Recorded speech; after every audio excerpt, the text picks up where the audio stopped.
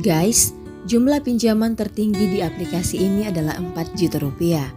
Bagi kamu yang penasaran dengan aplikasi ini, nonton terus video ini sampai selesai.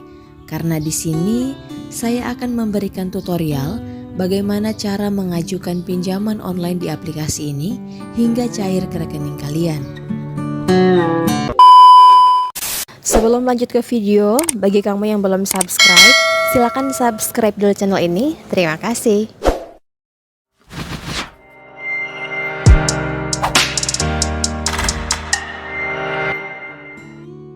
Pada video kali ini, saya akan merekomendasikan ke kalian satu aplikasi pinjaman online atau pinjol yang mudah cair dengan bunga rendah dan sudah pasti tenor yang panjang. Untuk mendapatkan pinjaman online yang mudah ACC dan mudah cair, itu sangat mudah. Kita hanya perlu mencari aplikasi pinjaman online dan mengisi semua data yang diminta aplikasi pinjaman online tersebut agar kita mendapatkan limit pinjaman. Setelah kita mendapatkan limit pinjaman, kita sudah bisa mengajukan pinjaman. Jadi, sangat mudah mendapatkan pinjaman di aplikasi pinjaman online. Dan tentunya, kita juga harus melengkapi semua persyaratan yang diminta oleh setiap aplikasi pinjaman online. Untuk pinjaman online terbagi menjadi dua, yaitu pinjaman online legal dan pinjaman online ilegal. Untuk aplikasi pinjaman online yang legal, sudah pasti terdaftar di Otoritas Jasa Keuangan atau OJK. Sementara pinjaman online yang ilegal dipastikan belum terdaftar dan tidak memiliki izin di OJK. Jadi, terserah kalian mau pilih yang mana, pinjaman online yang legal atau pinjaman online ilegal. Khusus yang ilegal, kalian pun boleh memilih mau dikembalikan atau tidak. Hal tersebut seperti himbauan dari Kominfo yang mengatakan pinjamlah uang sebanyak-banyaknya di aplikasi pinjaman online ilegal. Karena pinjaman online ilegal tersebut tidak memiliki dasar hukum sehingga proses pinjam-meminjam dianggap tidak sah. Ada banyak artikel yang mengangkat informasi dari Kominfo terkait status pinjaman online ilegal ini. Misalnya, salah satunya yang saya bacakan ini dari CNN. Kementerian Komunikasi dan Informatika menyebut masyarakat yang terjerat pinjaman online ilegal tidak wajib melunasi hutang mereka. Pasalnya, transaksi di pinjol ilegal tidak sah secara hukum. Secara hukum, hutang yang ada di pinjol ilegal memang nggak perlu dilunasin. Soalnya, transaksi itu nggak sah di mata hukum. Tulis akun Kominfo dalam unggahan Twitter beberapa waktu lalu. Kominfo menjelaskan, baik secara perdata dan pidana, hutang di pinjol ilegal tidak sah. Secara perdata, pinjaman di pinjol ilegal tidak memenuhi unsur perjanjian yang tertuang dalam KUP pasal 13. Kemudian, status ilegal yang disematkan oleh Otoritas Jasa Keuangan secara otomatis membatalkan perjanjian antara kedua belah pihak di mata hukum. Guys, aplikasi pinjol yang saya rekomendasikan ini terbukti bisa mencairkan dana pinjaman yang ada di aplikasi ini.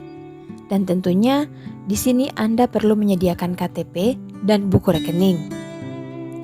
Di aplikasi pinjol ilegal ini, bahkan jika data Anda sudah rusak sekalipun, aplikasi pinjol ini masih bisa mencairkan pinjaman kalian.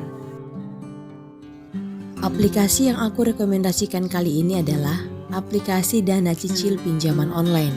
Langsung saja kita ke Play Store, kemudian ketik Dana Cicil.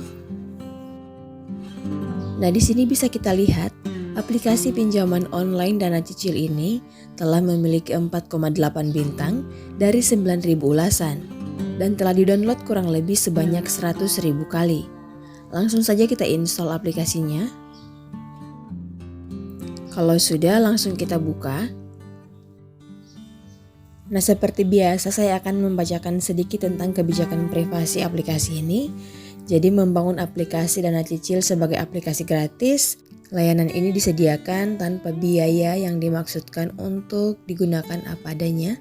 Halaman ini digunakan untuk memberitahu pengunjung mengenai kebijakan kami dengan pengumpulan, penggunaan, dan pengungkapan informasi pribadi jika ada yang memutuskan untuk menggunakan layanan kami. Jika Anda memilih untuk menggunakan layanan kami, maka Anda setuju dengan pengumpulan dan penggunaan informasi sehubungan dengan kebijakan ini. Informasi pribadi yang kami kumpulkan digunakan untuk menyediakan dan meningkatkan layanan. Kami tidak akan menggunakan atau membagikan informasi Anda kepada siapapun, kecuali sebagaimana dijelaskan dalam kebijakan privasi ini. Aplikasi ini memang menggunakan layanan pihak ketiga yang dapat mengumpulkan informasi yang digunakan untuk mengidentifikasi Anda. Langsung scroll sampai bawah, kemudian klik memastikan. Nah, di sini muncul limit pinjaman tertinggi. Langsung kita klik pergi ke pinjaman.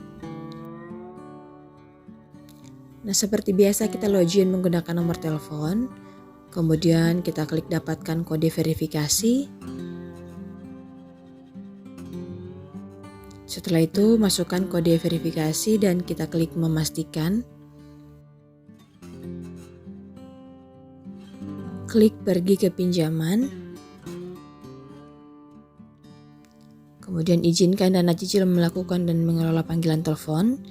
Klik izinkan, kemudian mengakses foto dan media. Nah, klik izinkan. Nah, di sini kita diminta untuk mengisi informasi pribadi, kemudian informasi tambahan, sertifikasi foto dan informasi bank. Langsung saja kita mengisi informasi pribadi dengan mengunggah KTP bagian depan.